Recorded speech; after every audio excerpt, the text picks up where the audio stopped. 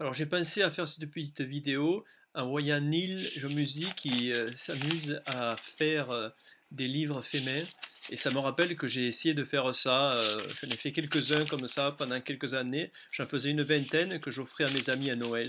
C'était fait avec les moyens du bord de d'habitude et c'était plus ou moins compliqué. Par exemple, celui-là, il y avait des transparences sur la couverture. Je jouais avec l'urinoir de Duchamp et j'avais écrit 4 ou 5 essais sur l'art.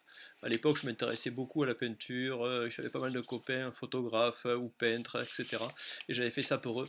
Mais ce qui est important, c'était de faire ça avec une imprimante, de faire tout ça avec, à la main, parce que déjà à l'époque, j'en avais marre du numérique, et j'avais envie de quelque chose, des choses concrètes qu'on touche avec les doigts. Et je me disais que tout allait devenir numérique et que ce qui ne serait pas numérique, ce seraient les choses rares et belles. J'avais déjà cette idée à l'époque. Et je me rends compte que Neil a la même idée, la même volonté de faire des objets faits main. Alors les siens sont magnifiques, je vous encourage à les acheter. Moi, c'était vraiment pour mes amis et c'était tout imprimé avec une imprimante laser de bas de gamme sur du papier que j'allais acheter chez un relieur à Paris. C'était des papiers un peu originaux, mais sans plus, voilà. Et il y avait quelques illustrations, tout ça. Je sais pas, la définition c'était du 300 points par pouce, mais voilà, c'était fait.